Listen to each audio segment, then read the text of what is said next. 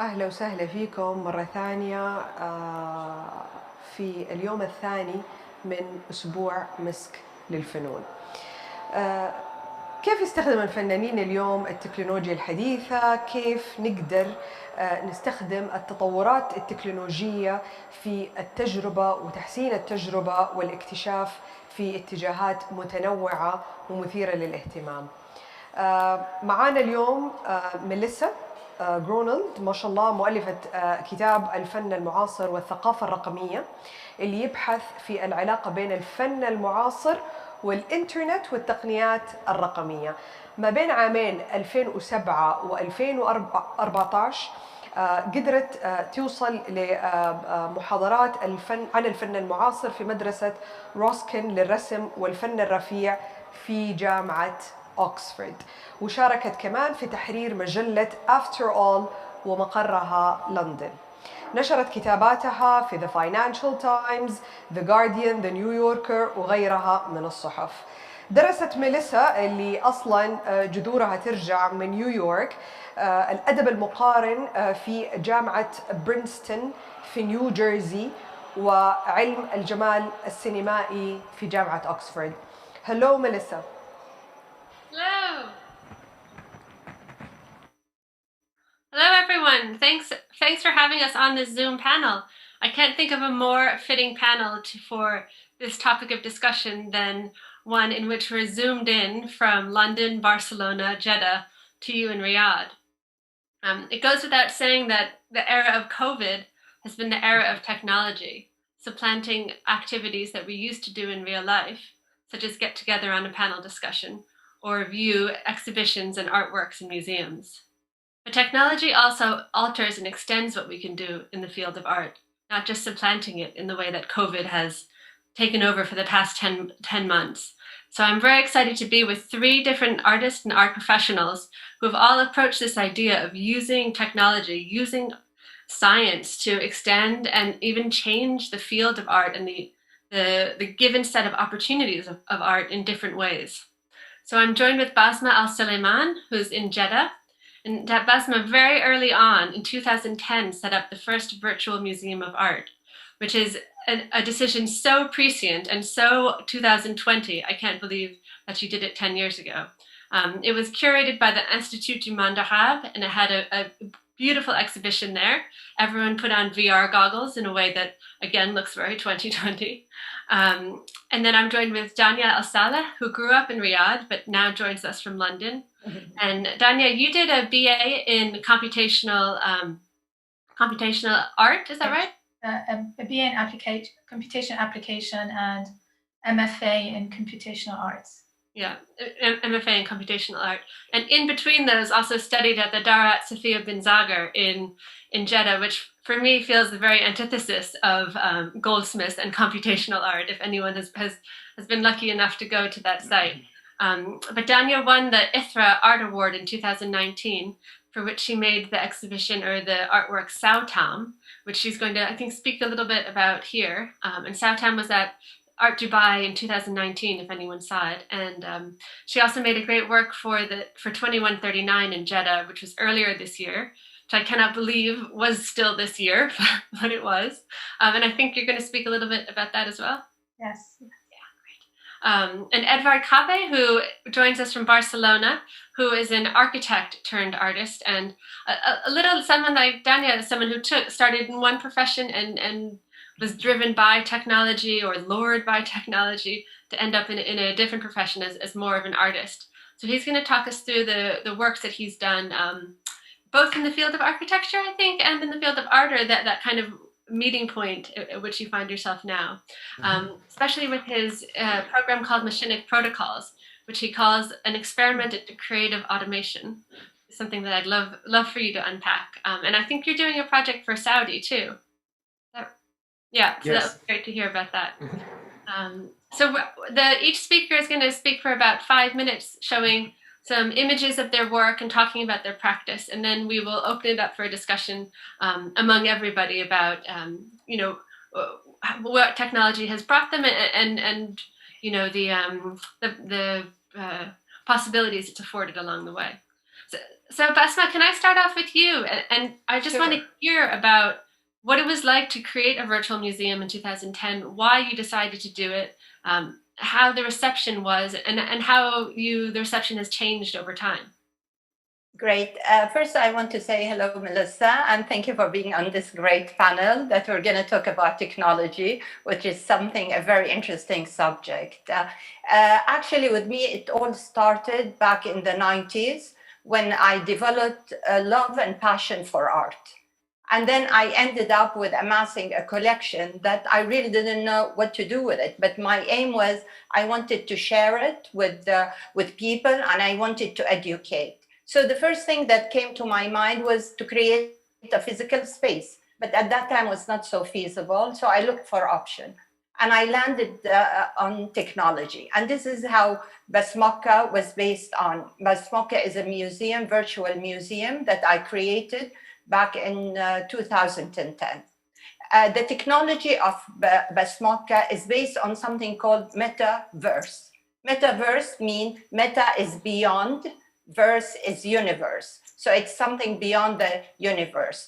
And it is based on two technologies. The first one is the virtual world technology, where people can, in the form of avatar, can integrate and meet in a 3D cyberspace.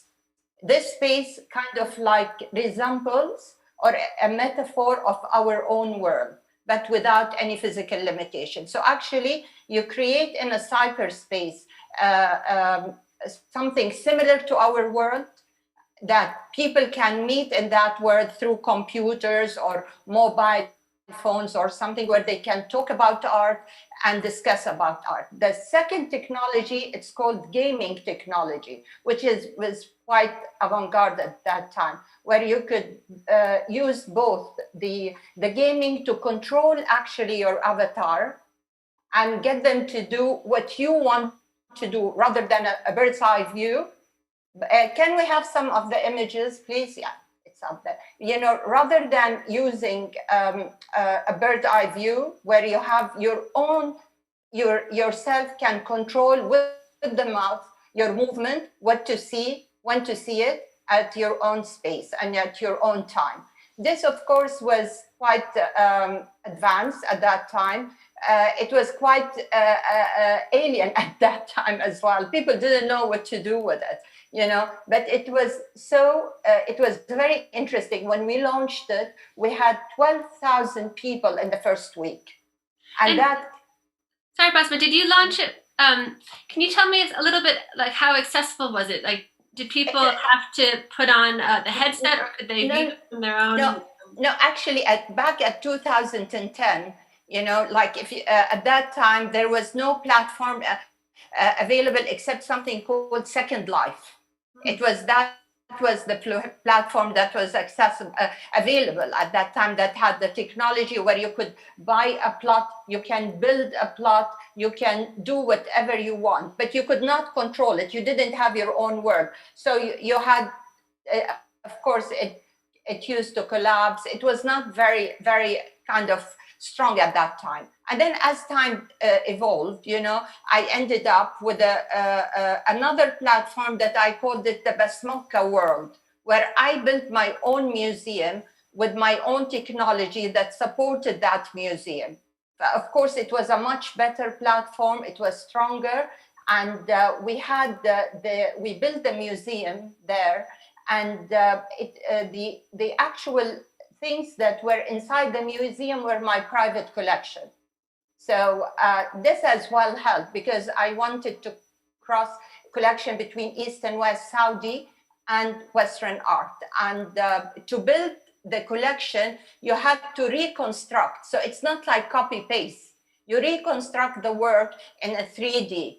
And of course, it was very interesting at that time. We had so many people coming from different parts of the world. You had people from the States, from Asia, from Africa. Everybody has. The only thing you needed was an internet and a computer, or an internet and a phone. You know, that was the practicality of it.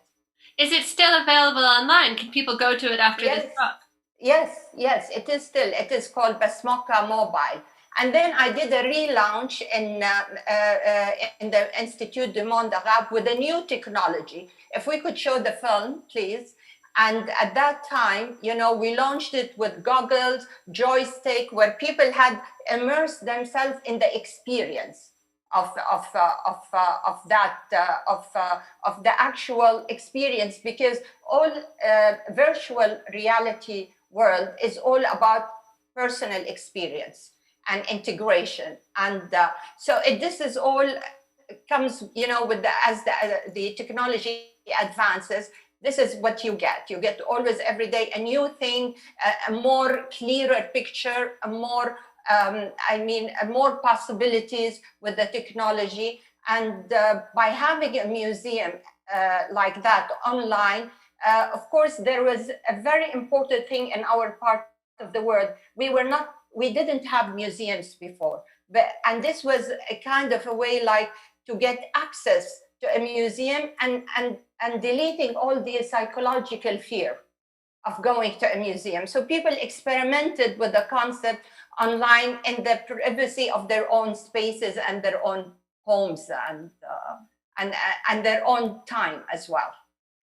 So there was no geographical location or anything. You just, whenever you wanted, you just kind of can go online. And as well, we provided some seminars. We did some lectures online. We got an artist, and we invited people to come down and join those lectures, but from your home. Amazing, Basma. I think I don't know, I might segue straight to Daniah, because this idea of what you said about the privacy of one's own home and private space makes me think of your work a bit, Daniah, because it really kind of starts, especially the work you did in painting, starts, you know, from kind of like the domesticity of the wooden spoon, which is, I remember you did this beautiful work glorifying the wooden spoon, saying, you know, this is the implement in the kitchen that everyone uses all the time, but you never see it, you know, on the wall of any museum. And you had to work with bottle caps, you know, which are the part of the bottle that's discarded. It's not even good enough to be recycled, and you brought it back into the work. So you have this, you know, this amazing facility with objects that I think you've really held on to as you've shifted into more digital computational aesthetics. You know, the monitor, the presence of the monitor is still there. You know, it has some kind of physical heft in the space that impacts you as you're looking at a viewer. So could you talk about this kind of shift from one practice to another, and why you've made the shift, and what you think it's given you? Yeah, sure. If I can share my screen and show a presentation.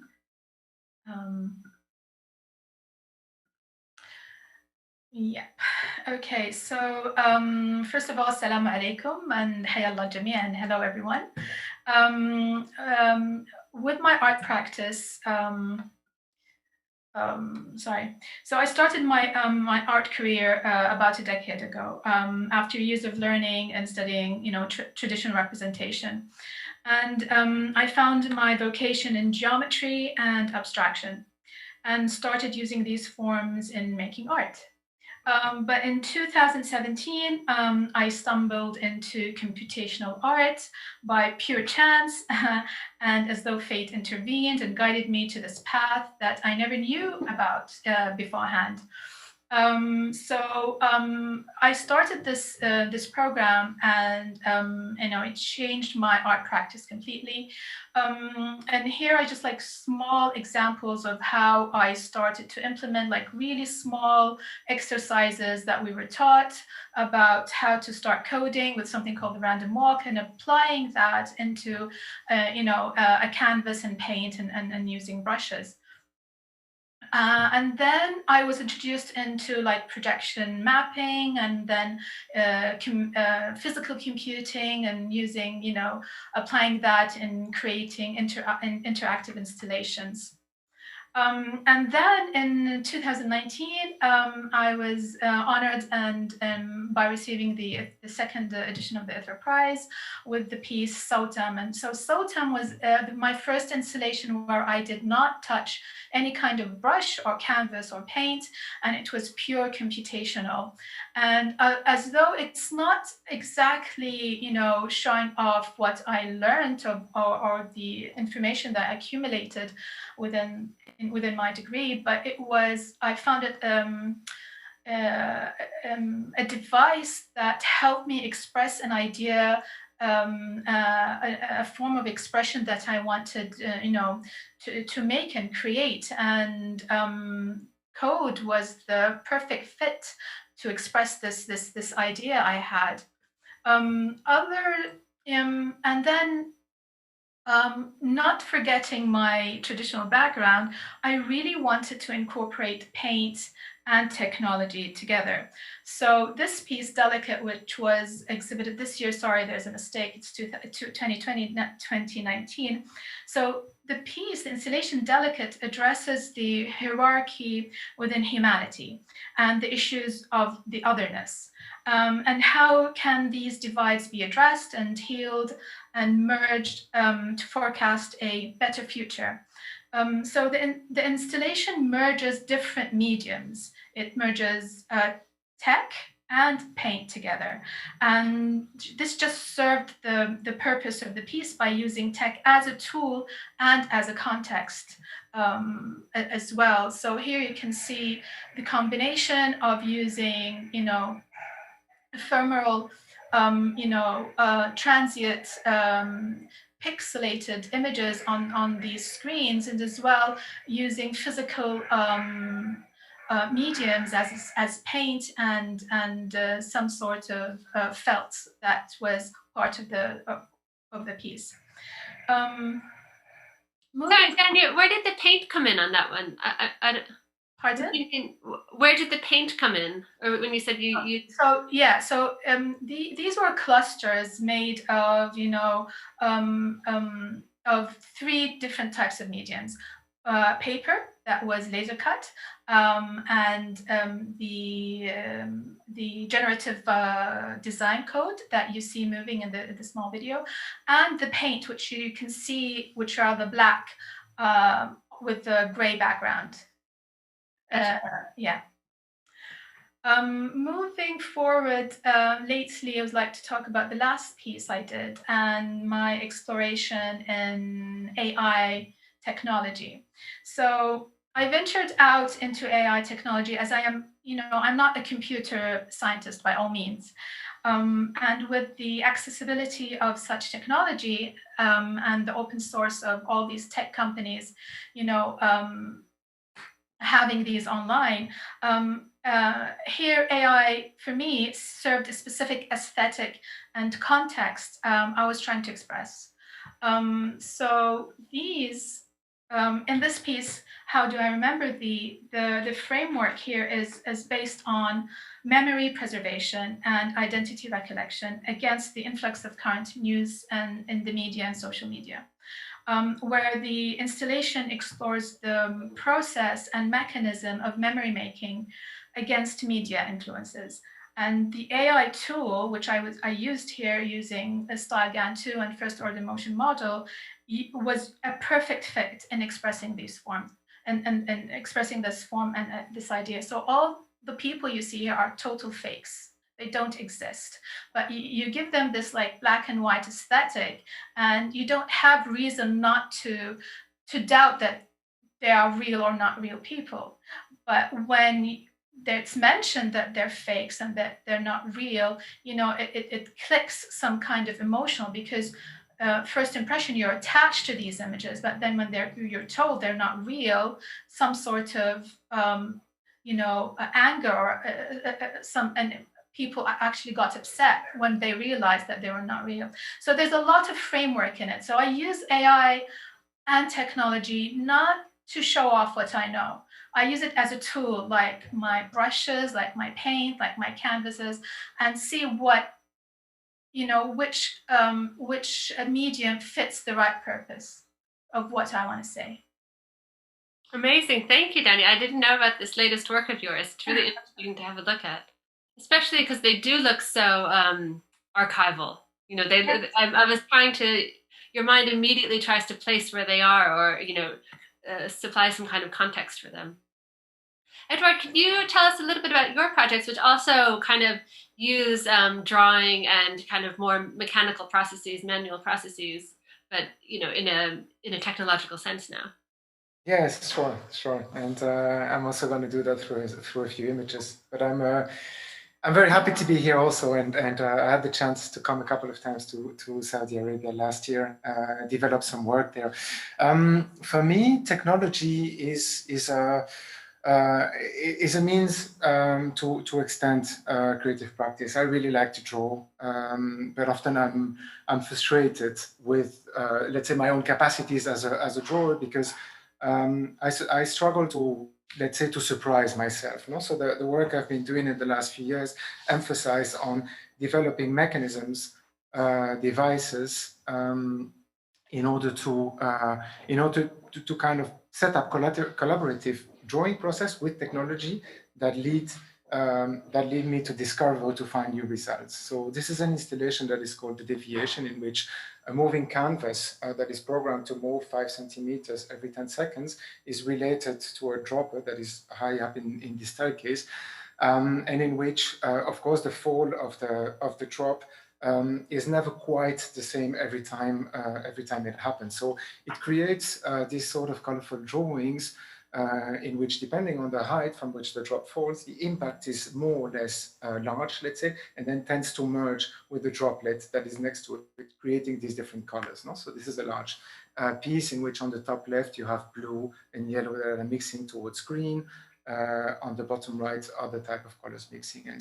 And this is a drawing that is, yes, created by a fully automated device, but I also like the kind of approach to the code. This is a representation of the algorithm. It's a pseudocode, as it's called in the jargon. In other words, it's a representation of all of the heights at which these different colors were being dropped, and therefore enabling some of their merging. But the question of the deviation for me is interesting in the setup of these kind of very kind of technological automated devices, and then seeing how they can kind of create mistakes along the way. So this is an installation in a gallery in Paris, where this robotic arm is taking a ball that is impregnates in paint, and then brings it in the back and lets it kind of travel through the space until it hits the canvas, right? And so it creates these sort of paintings in which there is a very kind of repetitive and automatized process that eventually emerges with these paintings, in this case, that starts to contain and express a lot of mistake. In this installation that works with wind, here the idea is you see three things in this image. You see a kind of paper sail that is equipped with a pen in the center, and then closer to it there is this little device which is a presence sensor that actually notices the presence of this pen in front of it, and then further out there is a fan. So whenever the sensor notices the presence of the pen in its surrounding, it sends the fan to work, and the fan pushes this pen around. So and because there are a few in a circle-like pattern, as you see here, this pen is basically constantly set in movement, and it's kind of constantly dancing inside this space because of the code that is actually sensing its presence and then sending the ventilator to work. So these drawings are self-informed. They're not designed by me. They're designed by me in my head because I have an idea of what I want to produce. But eventually, I'm constructing the machine that enables to do it, and then I put it to work. And little by little, the kind of result itself emerges from the self-information of the device. And I showed work with ink, with black ink, with colored ink. A couple of years ago, I started also to work a lot with sand. We draw in the sand. Sand is a beautiful material because it settles in incredible forms or patterns. And this is a piece I did for Biennale in Paris, in which it's a kind of twofold installation. There is a big sound map that is activated by a series of fans, and then on top there is actually a video recorder that interprets the shapes of the sound and converts it into the drawing of what could potentially be a city that you see here. So there is this kind of two realities always. And here you see the installation where the sound, the physical layer is on the bottom, and you could understand that this is maybe the context, or maybe the word, or maybe the geology.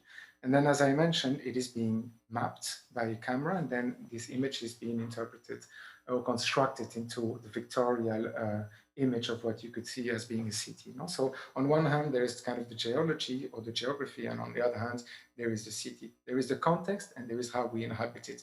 And the way that this works is that both were informing each other, meaning that when the sound would move, the city would construct in a certain way. But then when the city would grow too much density in a certain area, it's then the drawing that would send information to the sound installation in order to send the fans in motion and put them and kind of push the sound around.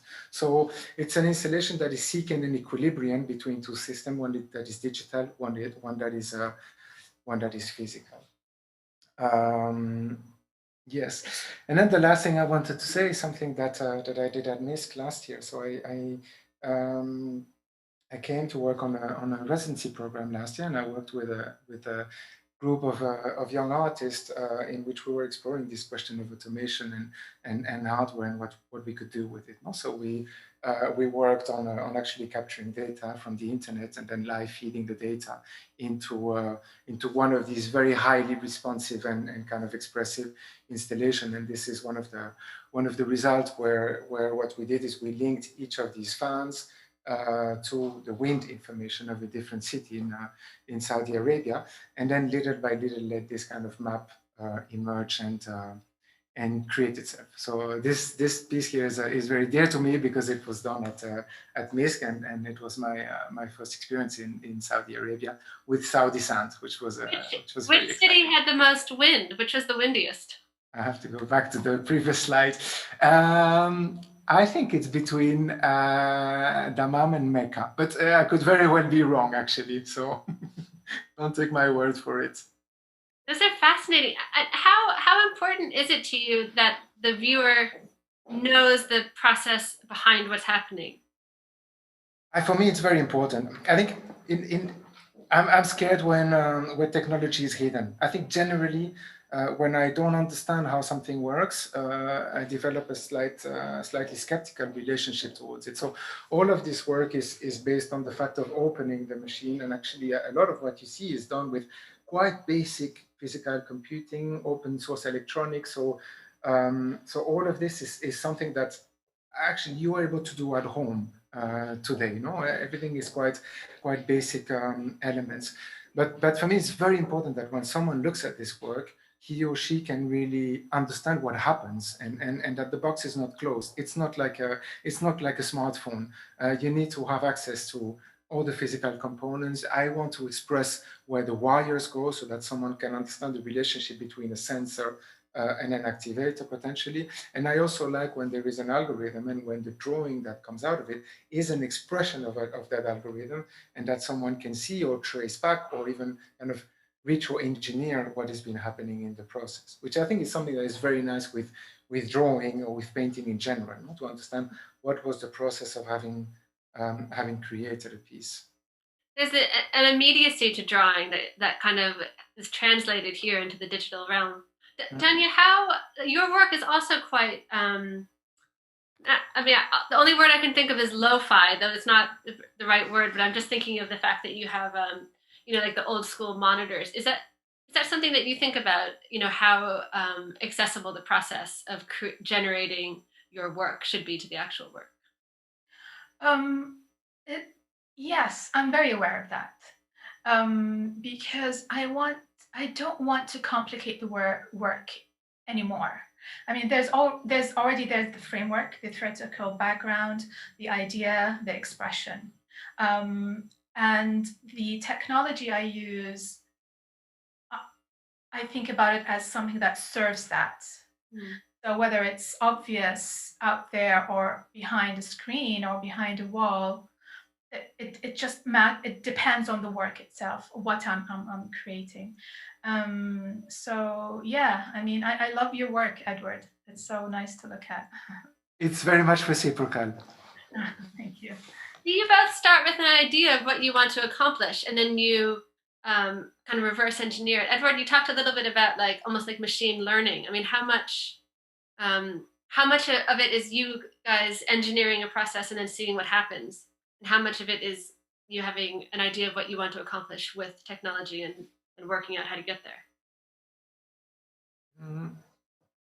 Personally, I tend to get bored with what I do myself, because I'm not surprised by it. So I really like to collaborate, and sometimes I collaborate with other people, meaning that I have an image of a drawing that I want to do, but I don't do it myself. I write how it would be done by someone else, and I don't say anything, but I give to someone that piece of paper, and then that person makes that drawing. And what I like about it is that there's always something that is partially mine that comes in that drawing, but also partially theirs, no? And that is somehow an incredibly rich process of excitement, I think. And so sometimes I'm treating people like this, turning them into machines, but then most of the time, of course, it's with technology.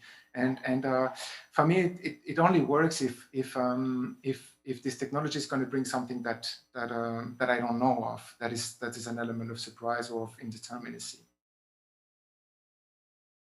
But Basma, for your work, I mean, have you thought about the different ways that in all the different iterations that Basmaka has taken as technology advances? How much do you think about the difference between viewing it on an internet platform versus being in 3D, and some of the works, let's say the works that are 2D, are more hospitable to being shown online than installation works? How do you navigate this relationship between the conditions of viewing and the work itself? Regarding going forward, with all these different possibilities, for me, my role as I would say a museum, as a museum, I would like to take the work of like Daniah and Edward and show it and recreate it within those, kind of environment, and recreate it and present it to people, so because most of the works that exist now is like a work which is 2D, as you said, but you really have to reconstruct it in order to present it. But the ideal situation would be if Edward and Daniah's work would be kind of like geared to be able to present it on another technological platform, to deliver it to the audience. That would be a complete picture, because then you get the artist, you get the technological background, you get the integration, and then you get the presentation. So it's all kind of bringing in everything together to give it back to the spectator, or to give it back to the viewer, which is, for me, is the most important thing, is to deliver that message of art. You spoke about like one of the reasons for your deciding to create Basmoka was because there were very few museums in Saudi at the time, and you wanted to, make as much of the work accessible to a wider public as possible. Now that there are museums being built and contemporary art spaces, has your goals for your collection shifted? I mean, would you consider now, ironically, now that everyone else is opening up online viewing rooms, would you now consider doing a private museum for yourself in Jeddah? Definitely. Now I would reverse it, now that everybody is having those viewing rooms, as you said. Now I would be definitely interested to have a physical space, and share the collection.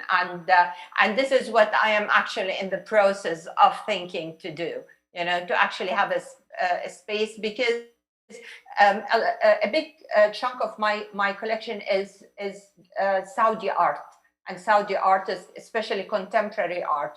And it is nice to see the physical form now, and to be able to sense it and feel it, so which is a different experience. Though doing it online is you try to reconstruct it as close as possible to reality. But it's different when you have like the pieces in front of you, and you have that kind of experience with the pieces.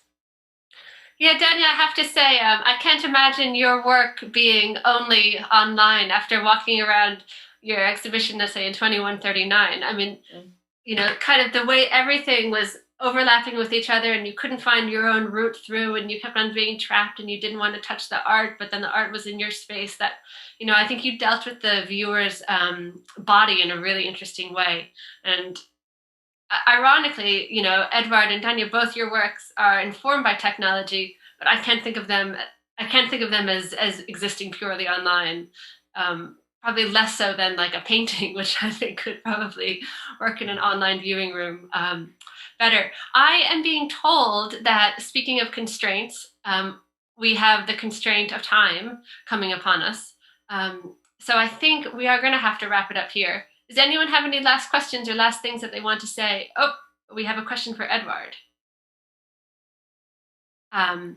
which is from the audience, and it says, your work with sand and color reminds me of chaos theory. And that's a really nice connection. Have you thought about that? Oh, yes, absolutely. I'm trying in a way to create something that this work is a lot about control, no? And I think, I mean, that's also something that I see in Daniah's work when you start to play with these digital tools. It's a matter of also going into a slightly unknown territory and accepting something that you haven't completely done yourself. And so, yes, I think questions of chaos, questions of control, they're definitely at the center of this type of research. Well, let's leave it at chaos. That is, nothing could be more 2020 than chaos. So thank you everyone for participating in this great discussion. I wish we had longer, but maybe inshallah in another day, another time, we will all be together. So Laura, I think I send it over to you now, no? Thank you, everyone. Thank you. Thank you, Daniah. Thank you. Thank you, Basma. Thank you, Melissa. Thank you, Good to Melissa. see you all. Thanks a lot. Thank you.